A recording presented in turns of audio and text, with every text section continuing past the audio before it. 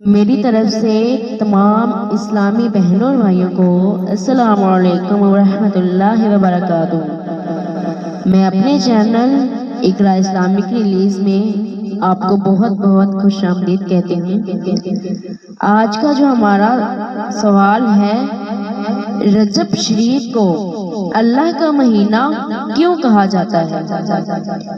اس لیے یہ حدیث پاک میں ہے، رجب اللہ کا مہینہ ہے۔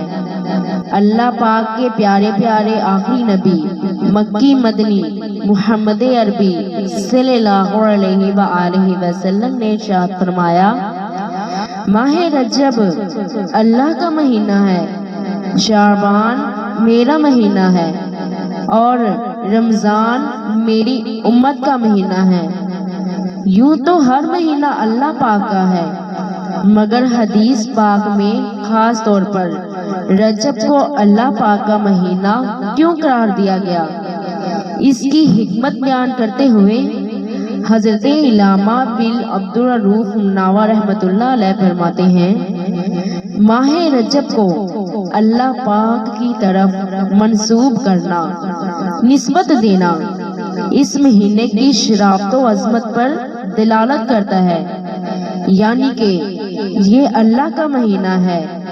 یہ بیان کرنا تو یہ اس لیے ہے کہ اس طرح واضح ہو جائے کہ یہ مہینہ بہت زیادہ فضائل والا، کمالات والا ہے، شرافت و عظمت والا۔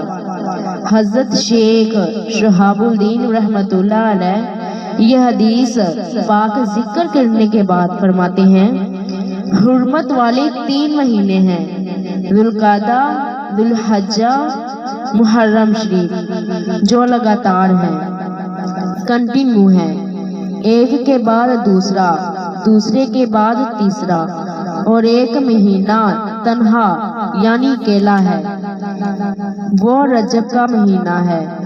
رجب اکیلا ہے، اس کے پہلے بھی حرمت والا مہینہ نہیں ہے، اس کے فوراً بعد بھی حرمت والا مہینہ نہیں ہے، اگرچہ وہ عزت والا مہینہ ہے۔ شعبان آقا کا مہینہ ہے، اس کو وہ حرمت والا مہینہ کہا نہیں گیا۔